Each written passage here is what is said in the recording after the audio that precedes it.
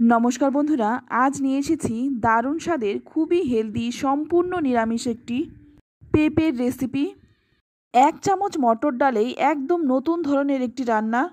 অতিরিক্ত গরমে যখন কিছুই খেতে ভালো লাগে না, তখন কিন্তু এই হালকা পাতলা পেঁপের রান্নাটা করে নিতে পারেন। খেতে দুর্দান্ত হয়। চলুন তাহলে দেখে নেওয়া যাক। তো এখানে নিয়েছি একটা পেঁপে। পেঁপেটা কেটে নেওয়ার আগে এখানে আমি নিয়ে নিলাম 1 চামচ মটর ডাল। এই 1 চামচ মটর ডাল দিয়েই রান্নাটা করব, খেতে ভীষণ টেস্টি হয়। এবার জল দিয়ে ডালটাকে খুব ভালো করে ধুয়ে নেব।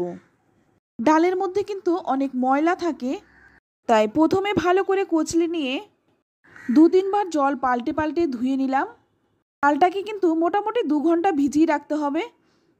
এবার এখানে দেখুন আমি পেঁপেটা কেটে নিয়েছি, আর পেঁপেটা দেখুন ছোট ছোট টুকরো করে কেটে নিয়েছি।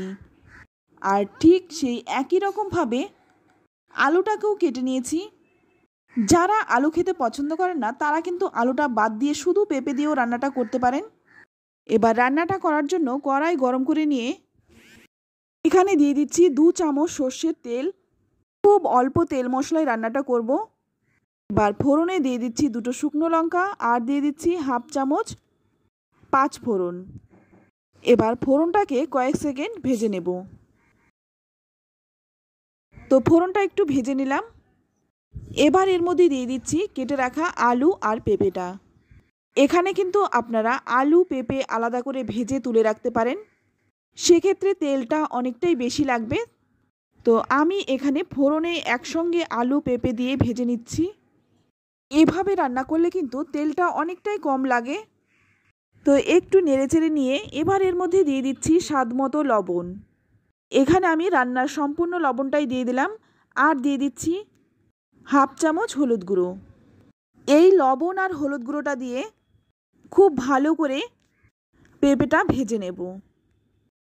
3-4 মিনিট সময় নিয়ে পেঁপেটা নুন হলুদের সাথে ভালো করে মিশিয়ে নিলাম। এবার একটা ঢাকা দিয়ে দিয়ে পেঁপেগুলো ভাজবো। ভাজতে ভাজতে এখানে দেখুন 3টে কাঁচা লঙ্কা আর 1 ইঞ্চির মতো আদা, এটা আমি বেটে নিচ্ছি। তো মাঝে মধ্যে ঢাকনাটা খুলে একটু নেড়েচেড়ে দিয়েছিলাম। তো দেখুন এখানে কিন্তু পেঁপে আর আলুর গায়ে কিন্তু হালকা রং ধরে গেছে। একটু নেড়েচেড়ে নিয়ে এবার এর মধ্যে দিয়ে দিচ্ছি বেটে রাখা আদা আর কাঁচা লঙ্কাটা। এই আদা আর কাঁচা লঙ্কাটা দিয়ে কিন্তু আবারও 4-5 মিনিট ভেজে নেব, যতক্ষণ না আদা আর কাঁচা লঙ্কার কাঁচা একটা গন্ধ সেটা চলে যায়, ততক্ষণ এটা ভেজে নিচ্ছি। তো আবারও কিন্তু একটা ঢাকা দিয়ে দেব। এতে করে পেঁপে আর আলুটা ভাজাও হয়ে যাবে, আবার সেদ্ধও হয়ে যাবে। এবারে এদিকে দেখুন যে ডালটা আমি ভিজিয়ে রেখেছিলাম, সেটা কিন্তু খুব ভালো করে ভিজে গেছে। এবার এই জলটা ঝরিয়ে এটা আমি বেটে নিচ্ছি। এটা আমি শিলে বেটে নিচ্ছি, আপনারা কিন্তু মিক্সিতে বেটে নিতে পারেন। যেহেতু এখানে অল্প ডাল, তাই আমি শিলে একটু বেটে নিলাম। আর ডালটা কিন্তু খুব মিহি করে বাটিনি, একটু দানা দানা করেই বেটেছি। আর ডালটা কিন্তু একটু দানা দানা করে বাটলেই ভালো হয়। এবার দেখুন ঢাকনাটা খুলে নিয়েছি, আর আলু আর পেঁপে যে ভালো করে ভাজা হয়ে গেছে সেটাতে কিন্তু দেখে বোঝাই যাচ্ছে। আদা কাঁচা লঙ্কার কাঁচা গন্ধও কিন্তু চলে গেছে। এবার এর মধ্যে দিয়ে দিচ্ছি সামান্য একটু জিরে গুঁড়ো, আর দিয়ে দিচ্ছি সামান্য একটু ধনে গুঁড়ো। জিরে আর ধনেটা দিয়ে খুব ভালো করে আবারও একটু ভেজে নেব। 2 মিনিটের মতো একটু ভেজে নিলাম। এবার এর মধ্যে দিয়ে দেব বেটে রাখা ডালটা। পেঁপে তো অনেকভাবেই রান্না করে খেয়েছেন, একবার এইভাবে রান্নাটা করুন, আশা করছি আপনাদের ভীষণ ভালো লাগবে। এই ডালটা দিয়ে কিন্তু আবারও পেঁপেটার সাথে খুব ভালো করে কষিয়ে নেব। ডালটা যাতে ভালো করে কষানো যায় তার জন্য সামান্য একটু জল দিয়ে দিলাম। এবার জলটা দিয়ে কিন্তু খুব ভালো করে কষিয়ে নেব। আর যেহেতু এটা কাঁচা ডাল, তাই কাঁচা ডালের কিন্তু একটা স্মেল থাকে, সেটা কিন্তু ভাজতে ভাজতেই চলে যাবে। এবার একটা ঢাকা দিয়ে দেব। 5 মিনিট পর দেখুন ঢাকাটা খুলে নিয়েছি। আর ডালটা যেহেতু আগে থেকে ভিজিয়ে তারপর বেটে নিয়েছি, তাই ডালটা কিন্তু খুব তাড়াতাড়ি সেদ্ধও হয়ে যাবে। তো ভালো করে কষিয়ে নেওয়ার পর এখানে দিয়ে দিচ্ছি 1 গ্লাস জল। একটু বেশি করেই জলটা দিলাম। আর জলটা কিন্তু অবশ্যই গরম করে দেবেন। গরম করে দিলে রান্নার স্বাদটাও ভালো হয় আর রান্নাটাও কিন্তু তাড়াতাড়ি হয়। এখানে কিন্তু জলটা একটু বেশি দিয়েছি, কারণ যেহেতু মটর ডাল তাই ঠান্ডা হওয়ার পর অনেকটাই জমে যাবে। এবার এখানে দিয়ে দিলাম 1 চামচ চিনি। চিনিটা কিন্তু স্কিপ করবেন না, অবশ্যই দেবেন। যেহেতু পেঁপে আর মটর ডাল এদের কিন্তু নিজস্ব খুব একটা স্বাদ নেই, তাই নিজেদেরকে স্বাদটা দিতে হবে। এবার একটা ঢাকা দিয়ে দেব, এটা হতে থাক। এদিকে দেখুন, অপর বার্নারে আমি একটা ফ্রাইং প্যানের মধ্যে নিয়ে নিলাম 1 চামচ মৌরি। এই মৌরিটাকে আমি একটু শুকনো খোলায় ভেজে নিচ্ছি। 2 মিনিট ভেজে নিলেই কিন্তু হয়ে যাবে। এটা ভেজে তুলে নিলাম।